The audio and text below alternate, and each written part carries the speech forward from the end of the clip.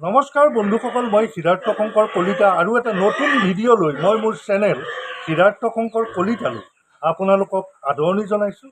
বন্ধুসকল, আজি দীপাৱলী। আপোনালোকে দেখিছে এই বৰ্ষটোৱে কেনে দুখ দুৰ্গতি নমাই আনিছে গাহৰি খেতিয়কসকলৰ বাবে, কেনেধৰণে আন্ধাৰ নমাই আনিছে গাহৰি খেতিয়কসকলৰ বাবে। গতিকে আমি কামনা কৰিছোঁ এই দীপাৱলীৰ পোহৰে যেন সেই আন্ধাৰ পুৰি নাশ কৰক, গাহৰি খেতিয়কসকলৰ বাবে যেন ভাল দিন কঢ়িয়াই আনক আৰু অনাগত দিনবোৰ যাতে গাহৰি খেতিয়কসকলৰ বাবে ভাল হৈ আহক, এই কামনা কৰি মই সমূহ গাহৰি খেতিয়ক বন্ধু আৰু মোৰ ছাবস্ক্ৰাইবাৰ বন্ধুলৈ মই দীপাৱলীৰ শুভকামনা জ্ঞাপন কৰিছোঁ। বন্ধুসকল, মই আজিৰ ভিডিঅ'ৰ বিষয়টো লৈ আহিছোঁ। আপোনালোকে বাহিৰত দেখিছে এয়া বৰষুণ দি আছে, আজি পুৱাৰ পৰাই বৰষুণ দি আছে। গতিকে এই বৰষুণ জাকৰ পিছতে ঠাণ্ডা নামি আহিব আৰু আজি বেছ ঠাণ্ডাই পৰিছে।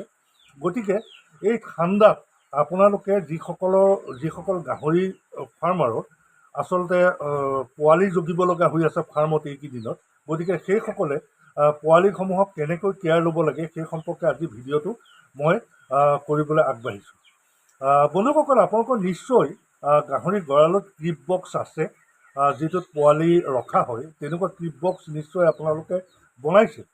আৰু যদি ক্লিপ বক্স বনোৱা নাই তেতিয়াহ'লে আপোনালোকে অস্থায়ীভাৱে হ'লেও এটা ক্লিপ বক্স বনাব, কাৰণ ক্লিপ বক্স প্ৰয়োজন হয় এই ঠাণ্ডাৰ দিনত, কাৰণ পোৱালিক হিট দিবলগীয়া হয়। আপোনালোকে সেই ক্লিপ বক্স যদি আপোনালোকৰ ফাৰ্মত নাই তেতিয়াহ'লে এনেকুৱা ধৰণৰ আপোনালোকে এনেকুৱা বাস্কেট ল'ব পাৰে। এইবোৰ কিনিবলৈ পায়, আপোনালোকে দেখিছে এনেধৰণৰ আপোনালোকে বাস্কেট ল'ব পাৰে। গতিকে এনেধৰণৰ বাস্কেটৰ দ্বাৰাও আপোনালোকে এটা ক্লিপ বক্স বনাই ল'ব পাৰে অস্থায়ীভাৱে। গতিকে আৰু যাৰ ক্লিপ বক্স আছে সেইটো খুবেই ভাল কথা। তাৰপিছত পোৱালি জগাৰ পিছত আপোনালোকে যিখিনি আচলতে প্ৰিলিমিনাৰী কাম আছিলে সেইখিনি আপোনালোকে কৰাৰ পিছত দাঁত কটা বা নেজ বন্ধা, ঠিক এনেকুৱা ধৰণৰ কামখিনি কৰাৰ পিছত আপোনালোকে খেৰ পাৰি দিব। সেই ক্লিপ বক্সবোৰত খেৰত আপোনালোকে পোৱালিবোৰ ৰাখিব। কিন্তু খেৰ পাৰি দিয়াৰ ক্ষেত্ৰতো এটা কথা আছে। যিসমূহ খেৰ আপোনালোকে পাৰিবৰ কাৰণে যিখিনি খেৰ ৰখা হ'ব সেই খেৰখিনি আপোনালোকে ৰ'দাই ল'ব। নৰদুৱাকৈ আপোনালোকে কেতিয়াও খেৰ ব্যৱহাৰ নকৰিব, কাৰণ সেই খেৰত চাহী পোক কিছুমান থাকে। সেই চাহী পোকবোৰে কি কৰে, পোৱালিটোক আক্ৰমণ কৰে, পোৱালিটোৰ নাইট আক্ৰমণ কৰে বা অন্যান্য কোমল অংশ, যিহেতু পোৱালিবোৰৰ স্কিনবোৰ ছফ্ট হয়, গতিকে তাত চাহী পোকে আক্ৰমণ কৰি পিছত ভয়ংকৰ পৰিস্থিতিৰ সৃষ্টি কৰিব পাৰে। গতিকে আপোনালোকে সেই খেৰসমূহ আপোনালোকে ৰ'দাই ল'ব। ৰ'দাই লোৱাৰ পিছত আপোনালোকে সেই ক্লিপ বক্সত খেৰবোৰ পাৰি দিব। পাৰি দিয়াৰ পিছত তাত পোৱালি জগাৰ পিছত তাত পোৱালি থ'বলৈ আপোনালোকে আৰম্ভ কৰিব। আৰু থোৱাৰ পিছত কি হ'ব, আপোনালোকে হিট দিবৰ বাবে 200 পাৱাৰৰ বাল্ব এটা আপোনালোকে ৰাখিব পাৰে। যাৰ ইনফ্ৰাৰেড বাল্ব নাই তাত 200 পাৱাৰৰ আপোনালোকে বাল্ব ৰাখিব পাৰে। তাৰমানে পোৱালিকেইটাই পৰ্যাপ্ত পৰিমাণে তাৰ তাপটো পাব লাগে। যিমানটো তাপ সি পাব বিচাৰে সিমানখিনি তাপ আপোনালোকে দিবলৈ চেষ্টা কৰিব। আৰু যদি ইনফ্ৰাৰেড আপোনালোকৰ বাল্ব নাই, ইনফ্ৰাৰেড বাল্ব কেনেকুৱা হয় মই অলপ পিছত আপোনালোকক দেখাই আছোঁ। গতিকে সেই 200 পাৱাৰ বাল্বো আপোনালোকে ব্যৱহাৰ কৰিব পাৰে। ব্যৱহাৰ কৰি ঠিক তেনেকৈ হিট দিয়াৰ ব্যৱস্থা কৰিব কিছু সময়লৈ। হিট দিয়াৰ পিছত আপোনালোকে যেতিয়া পোৱালিখিনি জগি শেষ হ'ব, তাৰপিছত লাহে লাহে আপোনালোকে পোৱালিকেইটাক মাকৰ গাখীৰ খুৱাবলৈ আৰম্ভ কৰিব। এই কলেষ্ট্ৰমটো খোৱাটো মেইন। আপোনালোকে যিকোনো প্ৰকাৰে সেই কলেষ্ট্ৰমটো প্ৰত্যেকটো পোৱালীয়ে যাতে খাবলৈ পায় সেই কথাটো আপোনালোকে মন কৰিব। আৰু পোৱালিবোৰে যদি ঠাণ্ডা যাতে নাপায় সেই কথাটো আপোনালোকে ভালকৈ মন কৰিব, কাৰণ পোৱালিবোৰে ঠাণ্ডা পালে পোৱালিবোৰৰ গ্ৰ'থ বেয়া হ'ব পাৰে, পোৱালিবোৰ সোনকালে ডাঙৰ নহ'ব পাৰে আৰু পোৱালিবোৰৰ মৃত্যু পৰ্যন্ত হ'ব পাৰে। গতিকে গৰম দিনতকৈ আচলতে যিবোৰ পোৱালি কেয়াৰ সেইবোৰ ঠাণ্ডা দিনত বেছিকৈ ল'ব লাগে, কাৰণ ঠাণ্ডা দিনত পোৱালিৰ মৰ্টেলিটিৰ সংখ্যা গৰম দিনতকৈ বৃদ্ধি পায়। গতিকে আপোনালোকে যিমান পাৰে এই ক্ষেত্ৰত আপোনালোকে যত্ন কৰিব, পোৱালিবোৰক ঠাণ্ডা পাবলৈ নিদিব। আৰু আইৰণ বেজী দিয়াৰ ক্ষেত্ৰত মই ঠাণ্ডা দিনত এটা কথা কওঁ, আপোনালোকে যদি ফেৰিটাছ, কাৰণ ফেৰিটাছটো এভেইলেবল, মই সেইকাৰণে কৈছোঁ, যদি ফেৰিটাছ আপোনালোকে ব্যৱহাৰ কৰে 0.5 ml-তকৈ ওপৰত ফেৰিটাছ নিদিব, কাৰণ সেইটো এটা ভয়ংকৰ পৰিস্থিতিৰ সৃষ্টি হৈ যাব পাৰে ফেৰিটাছ দিয়াৰ ফলত। আৰু পৰাপক্ষত আপোনালোকে আইৰণ ইনজেকশ্যন নিদিয়াকৈ আপোনালোকে চাৰ্কোফেৰল অন্ততঃ 10 দিন বা 15 দিনমান চাৰ্কোফেৰল খুওৱাৰ ব্যৱস্থা কৰিব পাৰে। 2 ml কৈ আপোনালোকে যদি 3 দিনৰ পিছৰ পৰা কমপক্ষেও 10 দিন আপোনালোকে চাৰ্কোফেৰল খুৱায়, তেতিয়াহ'লে অন্য একোৱেই খুৱাব নালাগে, অন্য একো ইনজেকশ্যন মাৰিব আপোনালোকে নালাগে। কিন্তু আপোনালোকে যদি বি কমপ্লেক্স মাৰিব খোজে মাৰিব পাৰে 6 নম্বৰ দিনটোত। সেই ঠিক তেনেকৈ আপোনালোকে পোৱালিকেইটাৰ যত্ন ল'ব আৰু যাতে ঠাণ্ডা নাপায় সেই কথাটো আপোনালোকে মন কৰিব, কাৰণ ঠাণ্ডাৰ দিনত পোৱালিবোৰৰ গ্ৰ'থ কমকৈ হয়। মানে এমাহত গৰম দিনত পোৱালিকেইটা যিমান ডাঙৰ হয়, ঠাণ্ডা দিনত এমাহত সেই পৰিমাণটো অকণমান কমি আহে। গতিকে আপোনালোকে যদি সঠিকভাৱে পোৱালিকেইটাক হিট দিব পাৰে বা পোৱালিক কেয়াৰ ল'ব পাৰে, তেতিয়াহ'লে ঠাণ্ডা দিনতো গৰম দিনৰ নিচিনাকৈ পোৱালিয়ে ভাল গ্ৰ'থ ল'ব পাৰে। মন কৰিব আপোনালোকে কলেষ্ট্ৰমটো খুৱাবলৈ আপোনালোকে নাপাহৰিব, প্ৰত্যেকটো পোৱালিয়ে যাতে কলেষ্ট্ৰম খাবলৈ পায় সেই কথাটো মন কৰিব, কাৰণ কলেষ্ট্ৰম খালে পোৱালিবোৰৰ ইমিউন ছিষ্টেমটো আচলতে বাঢ়ে। গতিকে ইমিউন ছিষ্টেম যেতিয়া বাঢ়ে তেতিয়া পোৱালিবোৰক সাধাৰণ বেমাৰ আজাৰে আক্ৰমণ কৰিব নোৱাৰে। গতিকে এয়া চাওক, মানে যিটো ইনফ্ৰাৰেড বাল্ব, এই বাল্বটো কেনেকুৱা মই আপোনালোকক দেখুৱাবলৈ চেষ্টা কৰিছোঁ। ইনফ্ৰাৰেড লাইটটো আচলতে এইটো এনেকুৱা ধৰণৰ এটা বক্সৰ ভিতৰত আহে।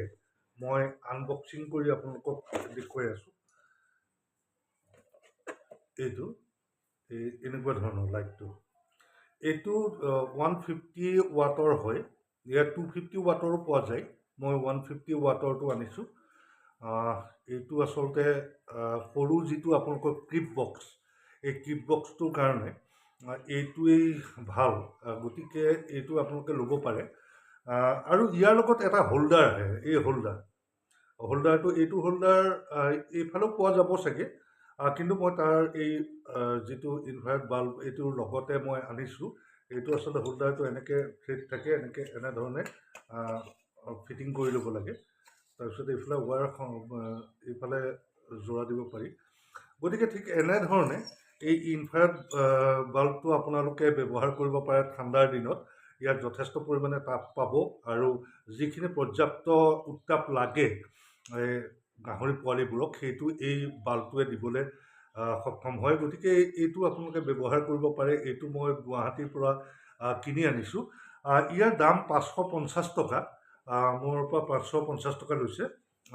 গতিকে ইয়াৰ দাম আৰু বাঢ়িব বুলিও তেখেতসকলে কৈছে যে এইটো পুৰণা ষ্টকৰ পৰা মোক দিছে। এতিয়া যিটো নতুন ষ্টক আহিব তাৰ দামটো ইয়াতকৈ অলপ বৃদ্ধি পাব বুলি তেওঁলোকে জনাইছে। বন্ধুসকল, বহুদিন বিৰতিৰ অন্তত আমাৰ যিটো নিয়মীয়া প্ৰশ্ন উত্তৰ শিতান আছিল সংবিধান, এই সংবিধান শিতানটো আকৌ লৈ আহিছোঁ। আজি সংবিধান শিতানটোৰ প্ৰথম প্ৰশ্নটো আছিল গাহৰি পোৱালিক মাকে গাখীৰ নোখোৱাই কিয়? এই প্ৰশ্নটো কৰিছিল অনিতা নাগে। আচলতে এনেকুৱা সমস্যা 10জনী গাহৰিৰ ভিতৰত এজনীৰ কেতিয়াবা হয়। এই সমস্যাটো বিভিন্ন কাৰণত হ'ব পাৰে। আচলতে ফাৰ্ষ্ট ফেয়াৰিঙত এনেকুৱা ধৰণৰ সমস্যা আমি দেখিবলৈ পাওঁ। এই গাহৰিজনী যথেষ্ট মানে পেইন হয়, পেইন হোৱাৰ ফলত এনেকুৱা সমস্যা হ'ব পাৰে, বা খনিজ লৱণৰ কাৰণেও কেতিয়াবা অভাৱৰ কাৰণেও কেতিয়াবা এনেধৰণৰ সমস্যাত পৰিব পাৰে। এই সম্পৰ্কে মই আচলতে আগতে এটা ভিডিঅ' বনাই থৈছোঁ যে গাহৰিৰ যদি কেনেবাকৈ মাকে গাখীৰ খাবলৈ নিদিয়ে বা মাকে পোৱালিবোৰ কামুৰিবলৈ আহে তেতিয়া আপোনালোকে কি কৰিব, এই সম্পৰ্কীয় এটা মোৰ ভিডিঅ' আছে। তথাপিও কৈছোঁ আপোনালোকে এটা কাম কৰিব, গাহৰিজনীক এটা পেইন কিলাৰ ইনজেকশ্যন দিবলৈ চেষ্টা কৰিব। আৰু পেইন কিলাৰ ইনজেকশ্যনটো দিয়াৰ পিছত যেতিয়া গাহৰিজনী অকণমান শোৱাৰ সময়ত আপোনালোকে লাহে লাহে গাহৰিজনীৰ ওচৰলৈ যাব আৰু এজনে অলপ খজুৱাই থাকিব গাহৰিজনীক, অলপ খজুৱাই মেলি এনেকৈ থাকিলে আৰু এজনে পোৱালিবোৰক লাহে লাহে গাখীৰ খাবলৈ লগাই দিব। ঠিক এনেধৰণে কৰিলে আপোনালোকে প্ৰথম 3 দিনমান এনেকুৱা এটা সমস্যা হয়, তাৰপিছত নৰ্মেল অৱস্থালৈ ঘূৰি আহে। গতিকে এই প্ৰথম 3 দিন, কাৰণ 3 দিন কলেষ্ট্ৰম খুওৱাটো জৰুৰী, আপোনালোকক মই আগৰ ভিডিঅ'টো কৈ থৈছোঁ। গতিকে এই 3 দিন অকণমান কষ্ট হ'ব, বিশেষ চিন্তা কৰিবলগীয়া নাই, ইয়াৰ কাৰণে অন্য একো সমস্যা নহয়।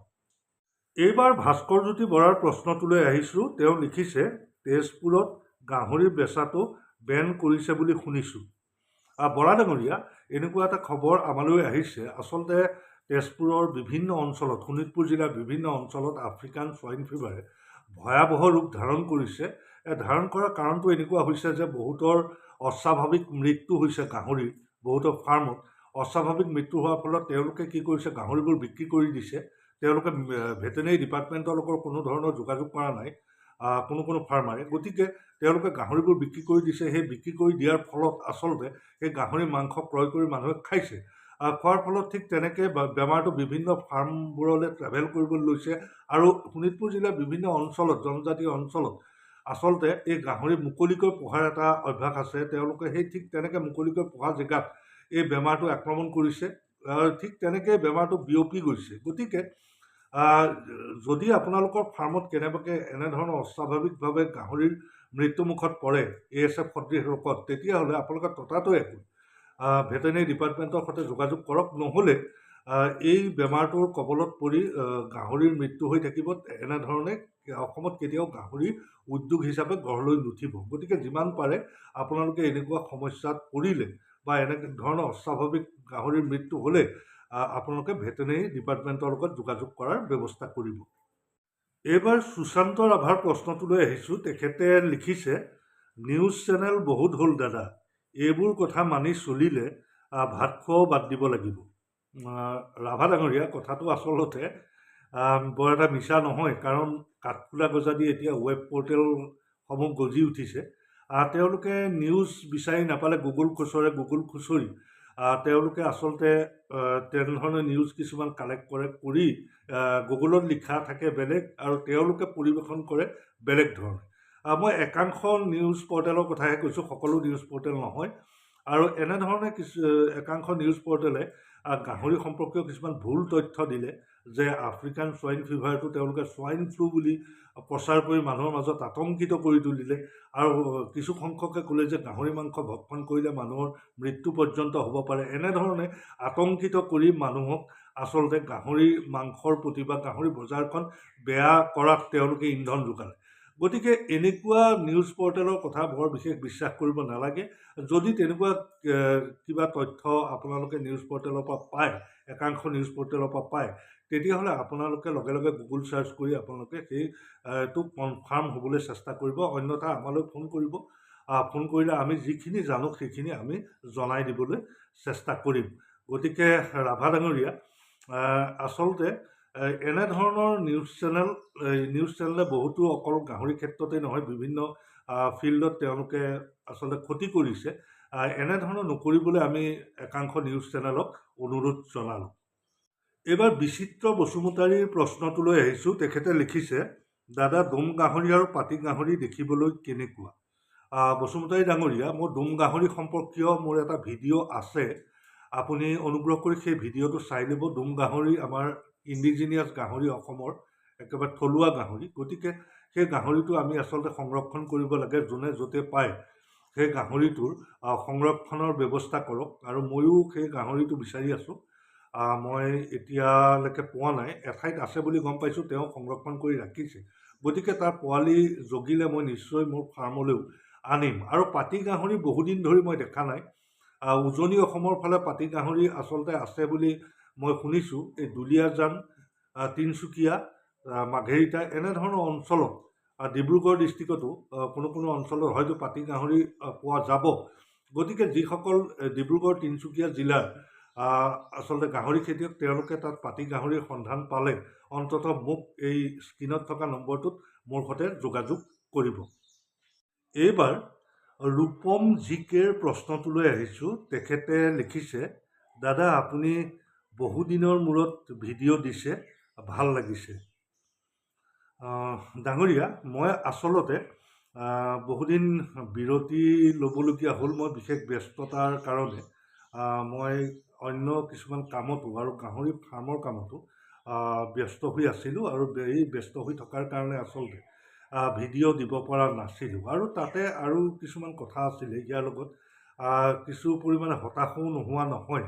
এই চাৰিওফালে গাহৰিৰ এই মহামাৰীয়ে এনেধৰণে সন্ত্ৰাসৰ সৃষ্টি কৰিছে যে বহুতো বন্ধু ফাৰ্মাৰৰ ফাৰ্ম উদং হৈ গৈছে। এনেধৰণৰ খবৰবোৰে আচলতে এই বেয়া খবৰবোৰ দি থাকিবলৈ কেতিয়াও মন নাযায়। এনেধৰণৰ খবৰবোৰে আমাক হতাশ কৰি দিছে। এই বৰ্ষটোৰ দৰে ইমান বেয়া বৰ্ষ অসমত কিজানি কেতিয়াও অহা নাছিল। গতিকে আমি আশা কৰিছোঁ যেন আৰু নাহক, এনেধৰণৰ বেয়া বৰ্ষ আৰু নাহক, আৰু সকলো ফাৰ্মাৰ সচেতন হওক। যদি কাৰোবাৰ ফাৰ্মত এনেধৰণে গাহৰি অস্বাভাৱিক মৃত্যু ঘটিছে, তেওঁলোকে বিক্ৰী কৰাৰ সলনি ভেটেনেৰি ডিপাৰ্টমেণ্টৰ সৈতে যোগাযোগ কৰি তেজৰ নমুনা বা কোষৰ নমুনা তেওঁলোকে দিয়াৰ ব্যৱস্থা কৰক। তেতিয়া এই সমস্যাটো আৰু অসমলৈ কেতিয়াও ঘূৰি নাহে।